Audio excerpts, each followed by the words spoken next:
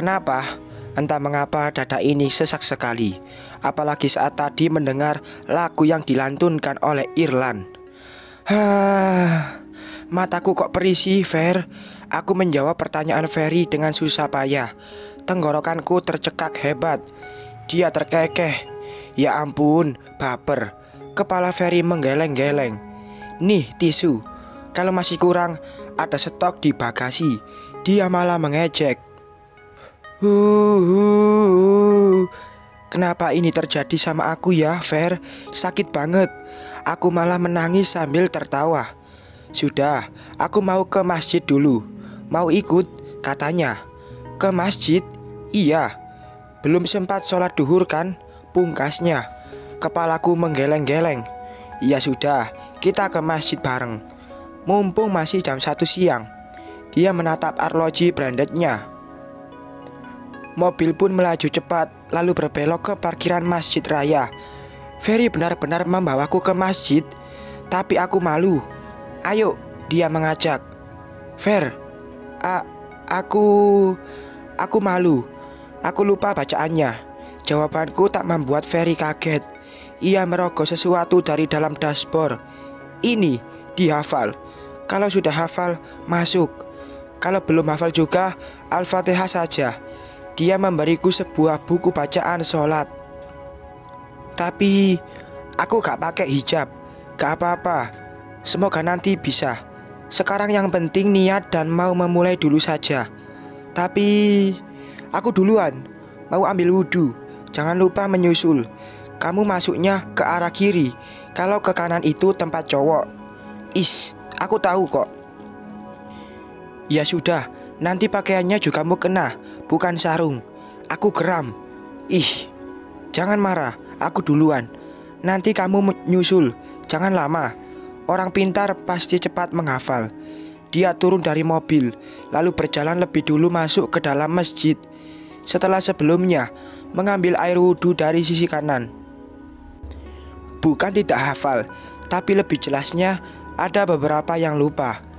Beberapa menit aku membaca dan menghafal. Akhirnya aku putuskan untuk turun dari mobil dan mengambil air wudhu dengan penuh keyakinan. Dak-dik-duk jantung ini kala menginjak telapak kaki ke teras rumah Allah. Aku malu sekali, apalagi dengan pakaian yang aku kenakan tanpa hijab. Tapi aku berniat, aku akan memberanikan diri. Kalaupun bertemu orang di dalam dan mengejek, tak apalah.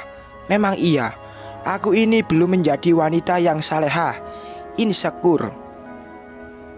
Seusai mengambil air wudhu, terlihat Ferry sudah duduk bersimpu. Mungkin sholatnya sudah usai. Tak menunggu lama aku pun masuk ke dalam, di mana tempat wanita melaksanakan ibadah, di tempat terpisah. Malu, ragu, bayangan dosa-dosa memenuhi setiap sudut sapuan bola mata. Rasanya ingin menangis, apalagi teringat kalau aku tak pernah mendoakan papa dan mama seusai sholat. Hanya doa di luar sholat saja, itu pun jarang. Sungguh aku adalah anak durhaka. Mah, Pah, Aurel minta maaf.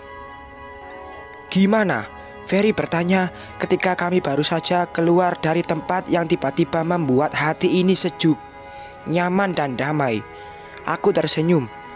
Apanya yang gimana? Curhatnya. Dia memakai kaos kaki lalu sepatu. Belum bisa curhat banyak. Masih gak sampai hati. Malu, Fer. Yang paling utama, aku doakan almarhum papa dan mama saja. Aku menjawab dengan sendu.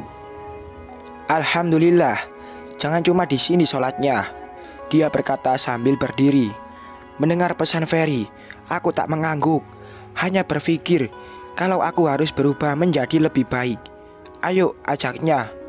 Pun aku berdiri dan melepas lamunan, mengangguk lalu berjalan ke arah mobil Ferry. Sebentar, kata Ferry. Ia merogoh saku lalu mengambil sesuatu. Sebuah benda gepeng, alat komunikasi masa kini. Ya, kedengarannya Ferry ingin bicara tapi dipotong. Iya, Bi, ada. Aurel masih sama saya. Aman. Dia hanya senyum-senyum, mengangguk-angguk lalu mengakhiri obrolan. Isi obrolannya seperti menyebut-nyebut namaku. Kembali Ferry simpan ponsel itu. "Siapa, Fer?" tanyaku sambil jalan. "Biatun. Dia menanyakan kamu. Katanya mobilnya saja yang pulang. Kamunya gak ada. Jadi mobil udah sampai?" "Udah, dari tadi. Cuma si Bibi baru pada tahu dari Pak Satpam." "Syukurlah. Aku pikir mobil aku gak bakalan nyampe." "Kalau ada kepikiran gak bakalan nyampe, kenapa percaya aja?" ujarnya. Aku terdiam. "Ah, tahulah. Bagus kalau sudah sampai. Sekarang antar aku pulang." Ajakku lebih dulu membuka pintu mobilnya. "Kok pulang?" Aku menoleh. "Ya iyalah, mau kemana? Acaranya sudah selesai." "Lalu, janji disit yang aku mau gimana?" ungkapnya sambil mendekat. Aku baru ingat lagi. Bukankah aku tadi berjanji akan kasih dia sebuah es krim? Masih ingat aja. Kayak anak TK. Aku naik dan duduk di jok mobil. "Aku gak mau kamu dosa." "Kok dosa?" "Ya iyalah, kan janji harus ditepati." Dia bicara, masih belum masuk ke dalam mobil. Jadi gimana?" tanyanya lagi. "Oke, kita ke kafe." "Gak usah di kafe, jangan yang mahal-mahal." Menuding dada. "Loh, jadi maunya?" "Beli aja sama abang-abang di jalan. Di dekat taman sana ada." Ia menunjuk dengan pandangan. Terserahlah." Aku memicingkan mata. Lalu Ferry masuk ke dalam mobil, memakai seatbelt lalu tancap gas. Beberapa ratus meter dari tempat sebelumnya, Ferry memberhentikan kendaraan dengan pelan. Katanya ia melihat seorang bapak-bapak penjual es krim dekat taman. Kami pun turun. "Yakin gak mau di kafe?" ujarku.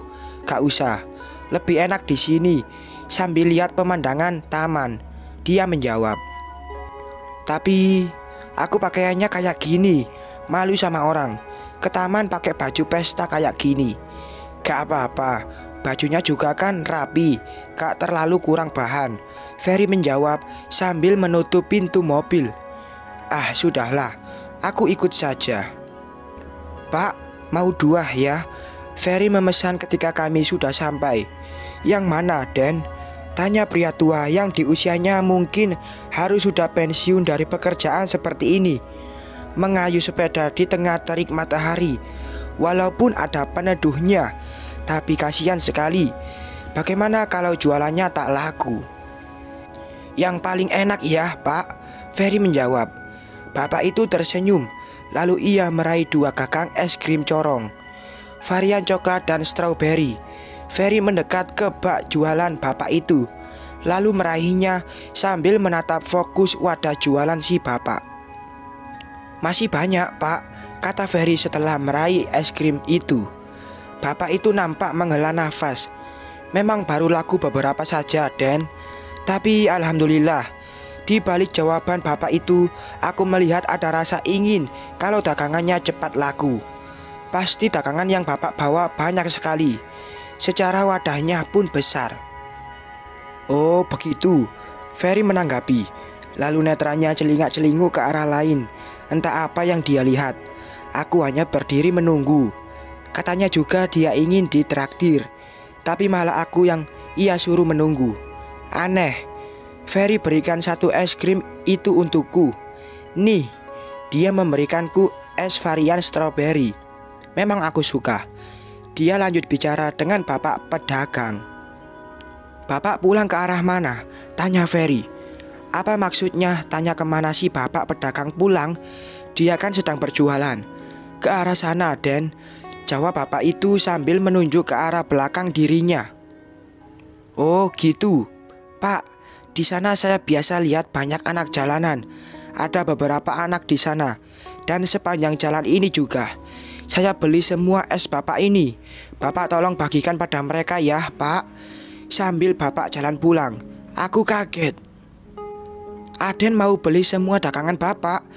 Raut pengharapan terpancar di paras pria tua parubaya itu. Aku kok jadi terharu. "Satunya berapa?" Ferry kembali bertanya. "Macam-macam, Den.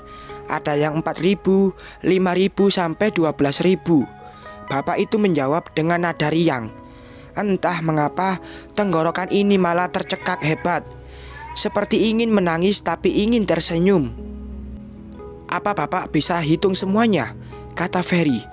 Bapak itu terdiam bingung. "Bapak lupa, Den. Biasanya langsung ditulis di tempat Bapak ngambil saja. Tapi sekitar 100 buah Bapak bawa. Soal harga yang mananya ada berapa banyak Bapak tidak ingat." Bapak itu terlihat menggaruk bagian kepala yang tidak gatal setelah membuka topinya. "Ya sudah, saya ratakan semua harganya yang paling mahal. 12.000 ya," kata Ferry. Bapak itu mematung. "Nah, 12.000 dikali 100 menjadi 1.200.000 ya, Pak. Ini uangnya, Bapak ambil." Ferry memberikan sejumlah uang yang ia keluarkan dari dalam dompet. Lalu ia berikan pada bapak itu. Aku makin kaget lagi pun dengan pedagang itu. "Subhanallah, Den. Ini benar Aden mau borong semua dan nanti Bapak kasihkan pada anak-anak?" Ferry mengangguk. "Tapi ini kebanyakan, Den. Paling kalau dihitung semua Bapak dapat kotornya 500 ribuan. Yang harga 12.000 kan tidak semua."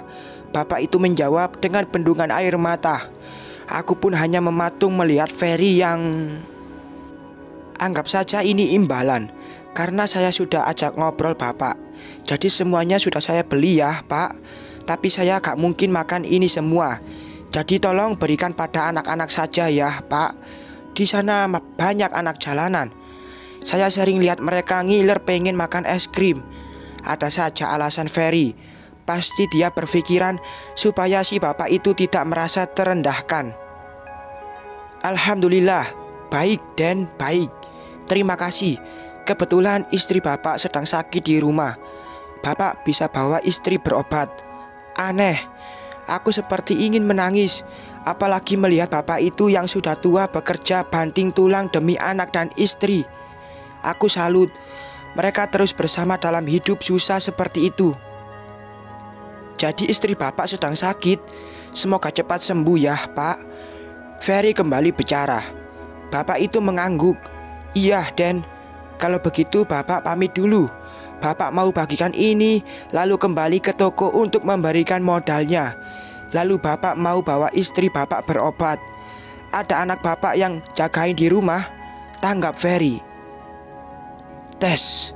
Aku melihat air mata bapak penjual es krim yang masih memegangi uang dari Ferry meneteskan air mata. "Anak perempuan saya satu-satunya pergi, Den. Sudah hampir 5 tahun kami tak berjumpa. Dek, kasihan sekali." Astagfirullah. Semoga anak Bapak bisa segera pulang ya, Pak.